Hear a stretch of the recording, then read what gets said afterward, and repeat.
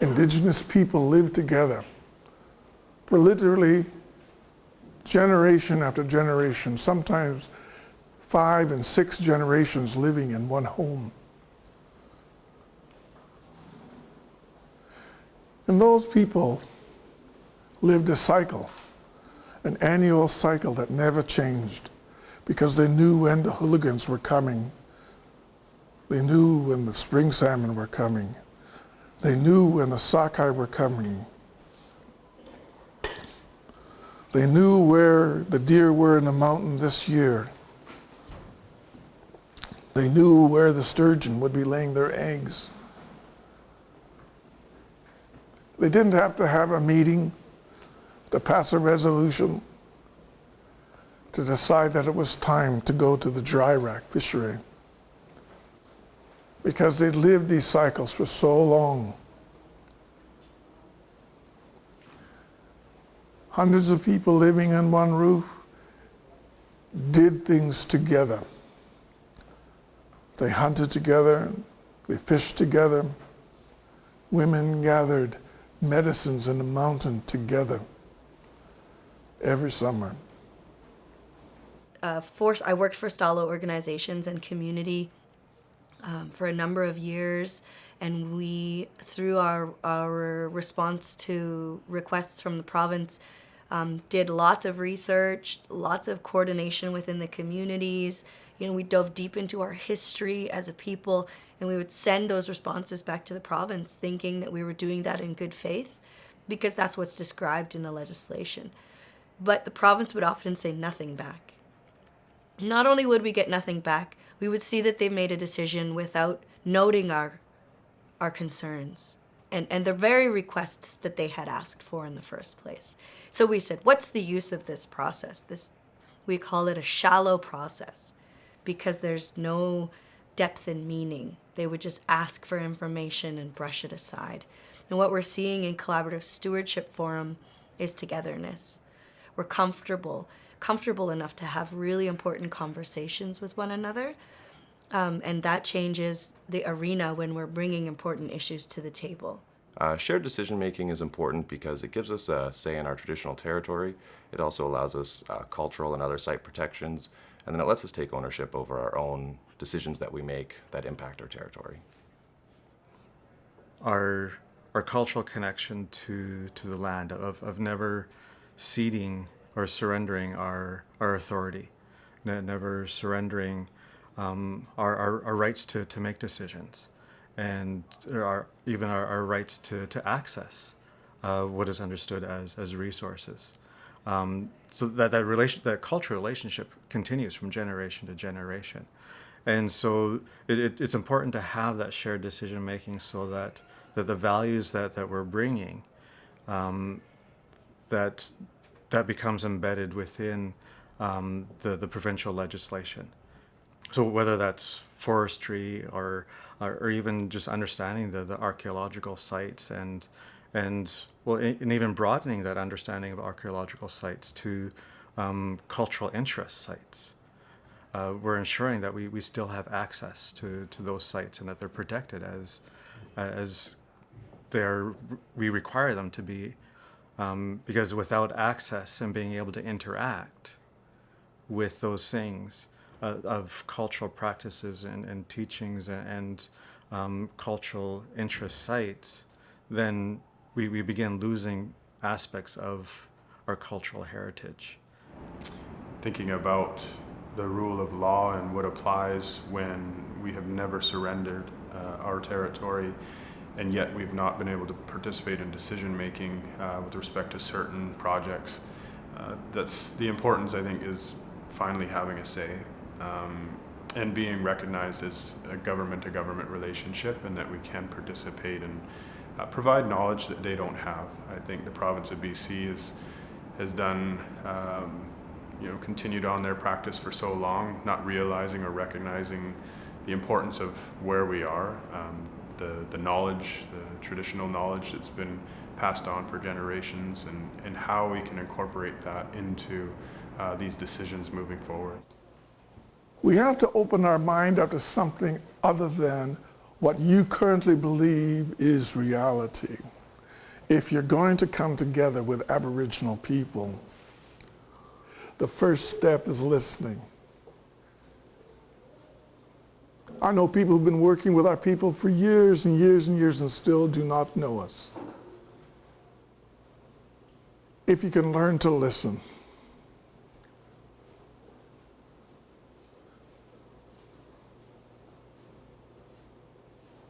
you will arrive at some truths that are as plain as the nose on your face, as Pinocchio might say. So what's changing is we've got technical staff and so-called higher ups, right? That's how the province views their roles at the same table as us and our leadership. So we don't have to come and go. We can have those conversations right now, and we can agree on, rather than looking at where we will disagree, we can look at to our values. And really our values are very similar. It's the policy and the legislation that is a little off. And so perhaps what needs to change is the legislation and the policies that trickle down into the daily actions and decisions in the offices of the province. The province needs to seriously reflect upon all of their policies that relate to issues and recommendations that we bring forward. And we need action plans that steer the day-to-day actions and decisions away from being siloed in provincial offices. And those decisions need to closer reflect the information that we gather together and the recommendations that we make at a community and CSF level. So right now I'm currently on a project looking at the foreshores of the Fraser River and what we call the estuary. Wintertime, the river goes low, and so you see all the old islands and the foreshores are exposed. But when the water comes up, a lot of juvenile salmon come from the lakes way up in the Fraser, and they utilize the foreshores to eat and feast and build themselves up before they come back in 4 years. So my concern is how we use those foreshores when the water's down. You know, are we standing on eggs? Are we standing on sturgeon spawning grounds? Are we creating, problems for baby salmon when the freshet comes down the river? That's one of my big concerns right now, is how cities, the province, the federal government, and us First Nations work together to kind of create a united front on how we manage the foreshores of the Fraser River. One of our greatest resources, besides our own intelligence, is in fact water. What are you doing to ensure that we have that for future generations?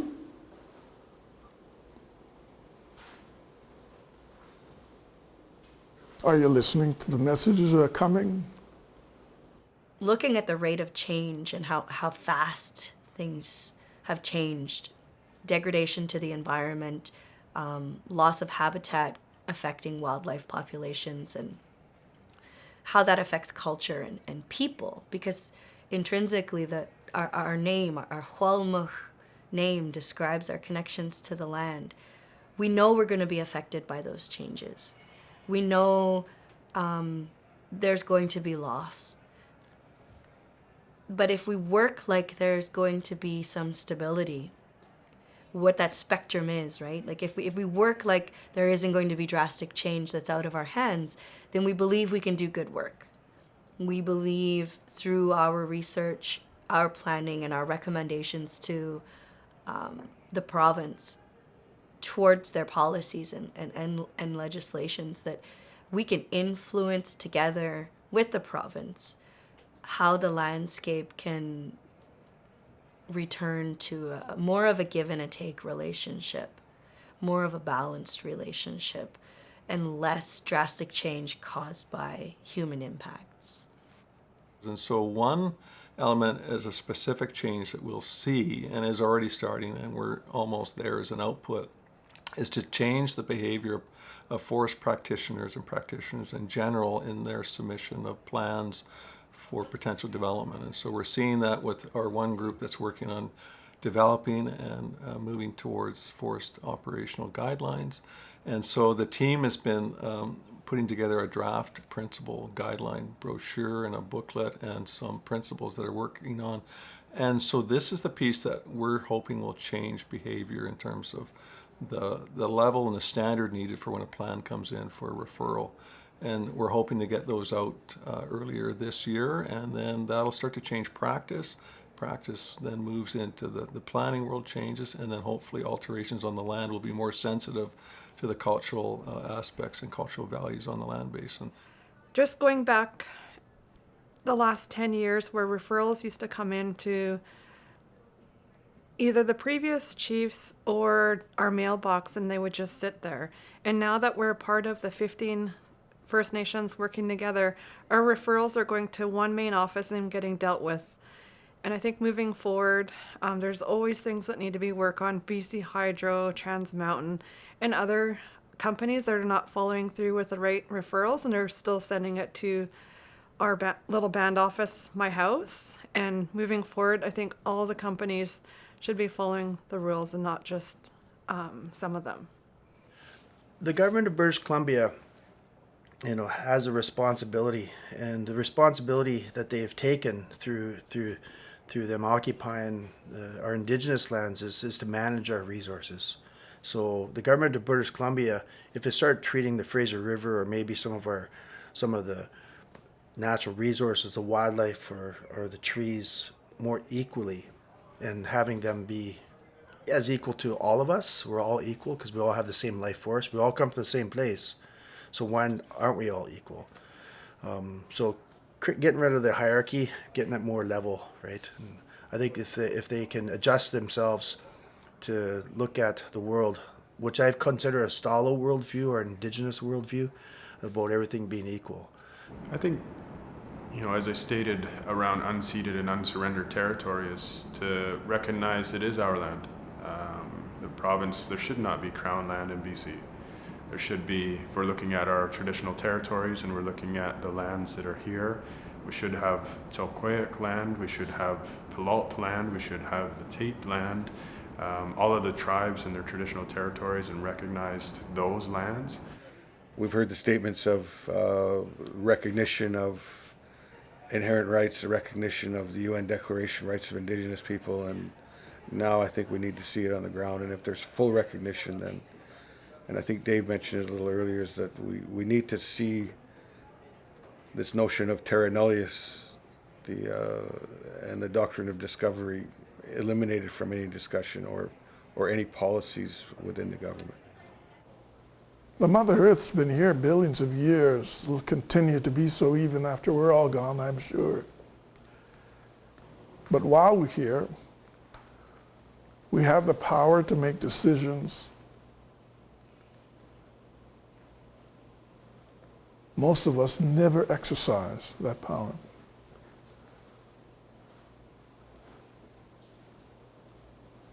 But we must reach out to those not only in government but also in corporations to inform them of what we're talking about and what we want to do. We need to leave and save the salmon that are left for future generations. But we need a bigger voice sometimes to speak for us collectively. And so we have a little window of opportunity. The door's been opened, and so that space has been created. And I think what has to change from the province's level is to keep that door open, keep those conversations going on, and then what can we do collectively together to improve relationals, governance, management, stewardship, and then do it in a manner that has consistency, integrity, long-term value, and just a piece of continuity that has resilience, that isn't going to be a flash in the pan, a here, start, and a stop, something that's going to have a legacy element way beyond the co-chair's sort of piece and influence to be generational, and that's what I'm hoping will happen and change. We've got some really tangible outcomes as well in terms of this project working. like the renaming of Chilliwack Lake Park to Scottssackle Chilliwack Lake Park. That's a great achievement between the Chilcoyach tribe and BC as a definite example of transformation, recognition of Stalo place names, Halkomelem place names, tribal place names. And the collaborative stewardship really is set on working together to find ways and explore shared decision making. So it's a different foundation. It's a depth. It adds depth to the previous work we were doing, and I know that's worked. We hear that on not even both sides now, across our team. Right? It's not a specific mandate of Stalo leadership, but I think that need to transform relationships has been underlying everything we've been doing all along. If you take anything away from this conference, be this one thing: meet someone, ask them their name, begin to talk about our common issues, and begin to act together without judgment, without prejudice. Because we can create a better world, we can create a better future by that what you think about, by that what you talk about, and by that what you do. We need a better vision for tomorrow. For too long, we've been fed the kind of truths that come from corporations, from religious institutions. You have the ability to create your own reality. And I invite you to do so together with us at the Stalo Nation. Thank you very much for coming today. Thank you for your attention. Hi, Scott. Through better relationship building and the deepenings of the understandings between the Stalo and the province and more transparency, we're going to see natural changes and growth together. Through the Community Stewardship Forum, I've been having the opportunity to say my belief, my understanding of how I see the world, and it's been accepted. And there's been more openness, a more trustful place to share what it means to be Indigenous. This is still a healing journey. That there's many things that we can take a look at systemically, and where we're at, and the conversation about reconciliation and moving those things forward. We're a very unique group of 15 First Nations with elected and hereditary working together for one mind, one heart, Let's-a-Mot, Let's-a-Thala, and that's very unique. If we had been given the full recognition as the original inhabitants when the first newcomers came to our country, and we were actually listened to in the management of our resources, we'd be in a heck of a lot better place today. Moving forward as Stalo people, as a nation, we have an opportunity to do better, and we're striving to do that. We've invited provincial staff, we've invited Stalo First Nation community members and leadership to attend, and it's very important. Communication of what we're doing is extremely important. It's been a very humbling experience for me personally, because you've had to sort of reflect and spend some time thinking of when questions are asked. This is how it's always been done. You have to step back and look, well, why is it done this way? Why is the relationship this way? We need to change, and we need to change right now. And a lot of that change, I think, can happen by shifting our lens and looking at it from that Indigenous perspective. And I think that, we need that because we're running out of time, and we need that because it's the right thing to do.